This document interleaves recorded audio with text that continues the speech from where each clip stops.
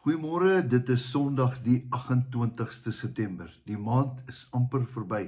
En dan het ons die mooiste maand met die jacarandas wat blom hier in Pretoria. Is dit nie merkwaardig nie, dat die Here weet presies in die natuur wanneer elke blommetjie moet blom en elke plantjie geplant moet word. Somers, winters, lente en alles herfs is in sy hande. So ook is ons lewens. So vanmôre gaan ons 'n bietjie nagmaal hou. En ek gaan vir jou 'n boodskap bring wat die Here op my hart gelê het.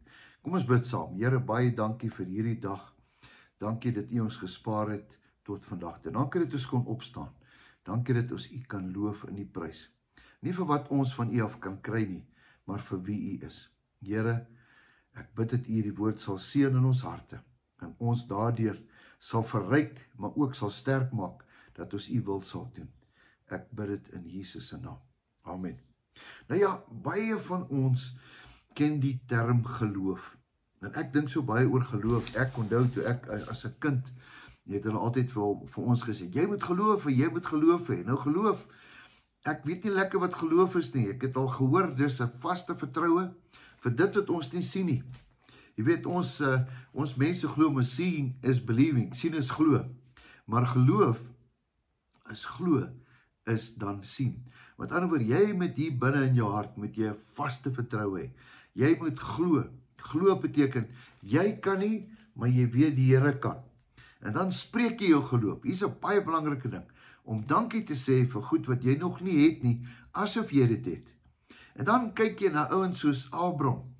En dan Abraham was 'n man van baie geloof. En dan kom die Here en dan sê die Here van, ek gaan jou 'n menigte van nasies van jou nageslag hê. En dan gebeur dit nie. Maar weet julle wat? Dit het gebeur. Dit het gebeur. Geloof is nie iets wat binne 5 minute of 2 sekondes gaan gebeur nie. Ja, dit kan. Geloof kan partykeer onmiddellik gebeur. Maar geloof kan ook tyd vat. Jy sien, God weet waar hy jou kan beproef. Hoe lank jy dit kan vat. En baie keer bid ons en ons bid en ons bid en dan gebeur dit nie. Ek weet nie hoekom gebeur dit nie. Maar al wat ek wil weet en al wat ek vir jou wil leer is dat jy jou geloof moet spreek. Nou hier in die Bybel het ons 'n paar interessante plekkies en ek gaan vir jou iets lees vandag wat ek lanklaas gelees het. Ek weet nie of ek dit al ooit gelees het saam met julle nie, maar ek wil dit vanmôre wil ek dit saam met jou lees. Nou kom ons lees vanmôre. Ek sien my bril is nie hier nie, maar ek sal sonder hom klaarkom. Nou, ons lees hier in Matteus 15 van die Kanaanitiese vrou. En Jesus het daarvandaan weggegaan na die streke van Tyrus en Sidon het hy vertrek.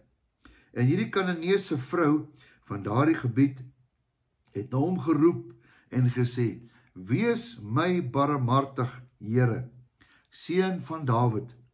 My dogter is erg van die duiwel besete. Hier kry ons 'n ma wat uitroep en sê, asseblief Jesus, help tog net vir my. My dogter is van die duiwel besete. Maar hy het haar nie geantwoord nie. Hierdie is vir my baie snaaks.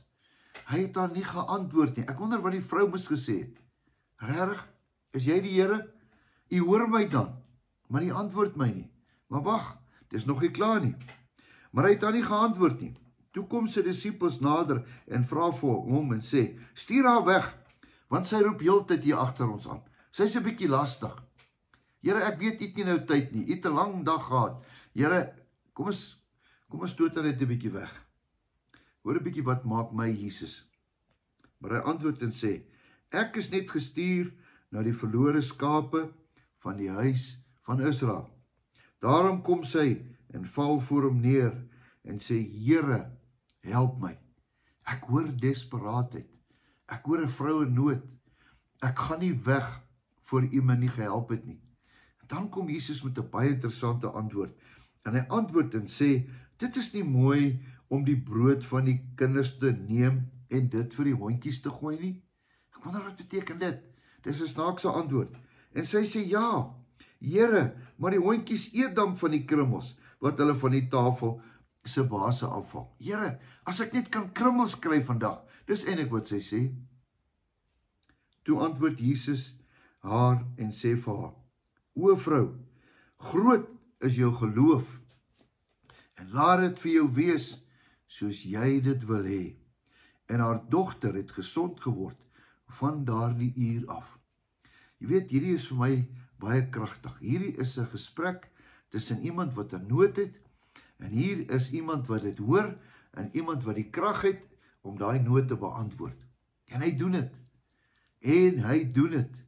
Nou dieselfde Jesus waarvan ons hier lees, is dieselfde Jesus wat vir my en vir jou gesterf het, sodat elkeen wat in hom glo, kinders van God genoem kan word. So ek en jy is kinders van God, deur hierdie Jesus. En alles wat hy gesê het, kan ons ook doen. Ons kan dit spreek. Spreek jou geloof.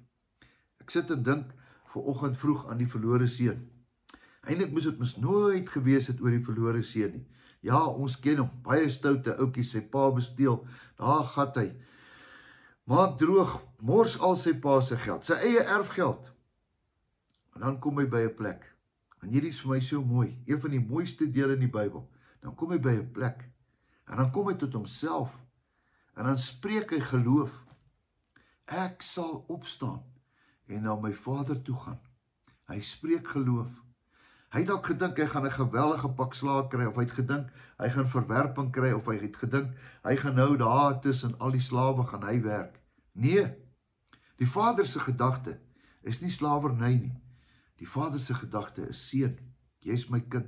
Jou sonde het nie die vermoë om jou nou skielik sleg te maak nie. Weet jy wat vir my so mooi? Die oomblik toe hy spreek, en die oomblik toe hy opstaan, toe aktiveer hy die Vader om na hom toe te hardloop. Is dit nie fantasties nie? Dit is so mooi. Wanneer jy na God toe beweeg, al kan jy hom nie sien nie, dan laat jy God na jou toe hardloop. Dis vir my die ultimatum, the ultimate van geloof. Verlore seun. Jy beweeg na God toe en God hardloop na jou toe. Dit is so mooi, geloof. Hierdie vrou het na Jesus toe beweeg. Sy het genesing gekry. Vanmôre herdenk ons nagmaal. Stukkie brood. Daar het genesing gekom op die kruis. Want daar was bloed. Daar was dood, ja, daar was dood. Maar deur sy bloed het dan vir my en vir jou genesing gekom. Daar was geloof in die kruis. Kan ek vir jou sê, daar was geloof in die Vader in Jesus, sodat ons geloof in hom kan hê. Jesus het in my en jou geglo. Dis hoekom hy gesterf het. Want hy het gehoor wat sê die Vader. Sterf my seun, sodat hulle kinders kan word, sodat hulle gered kan word. Ek wil vir jou sê, dit was nie net geloof in ons, in God nie, maar God se geloof in ons ook. Want so lief het God die wêreld gehad, dat hy sy enigste seun gestuur het, sodat elkeen wat in hom kan glo, nie verlore kan gaan nie. God het Jesus gestuur, omdat hy in ons geglo het. Niks minder kan ons vandag ook aan hom glo nie. Ek wil hê saam, vat hierdie ou broodjie, en kom ons sê dankie vir die Here dat hy geloof in ons gehad het, en dat ons in hom geloof kan hê, sodat ons die ewige lewe kan hê.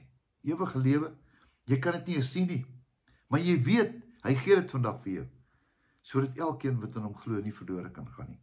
Kom ons eet hierdie ou broodjie tot sy gedagtenis.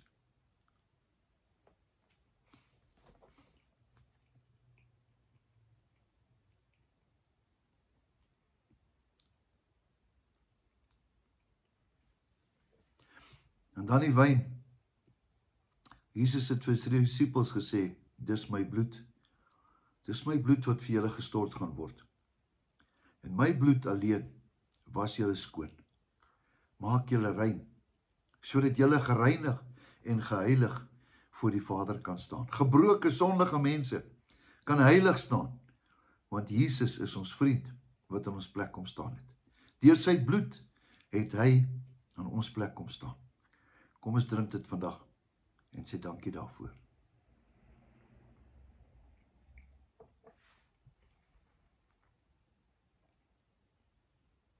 Hemelse Vader, ons loof en prys U naam. Here, ons bid tot U en ons kan nie sien nie, maar ons weet U hoor ons. Here, ons pleit by U en ek weet U hoor ons. Dankie dat ons kan leer van 'n vrou wat nie omgedraai het nie. Here, sy het voor U geval en het gesê asseblief. En Here, vanmôre kom ons val voor U en sê Here, help ons. Help ons gebrokenheid. Dankie dat U hoor. Dankie dat U luister. Dankie dat U gesterf het, sodat ons kan lewe. Dankie dat U geloof in ons het, Here. Daarom moet ons ook vandag geloof in U. Ons loof en prys U naam. Amen en amen. Mag jy 'n wonderlike geseënde Sondag hê, die laaste Sondag van September. Die reën is op pad. Ja, die plante en die mense en die diere roep uit dat die reën moet kom. Kom ons bid vir reën. Kom ons bid vir reën. God hoor ons. Hy wil vir ons reën gee. Mag jy 'n geseënde dag hê. Weet dat jou beste lê voor. Totsiens.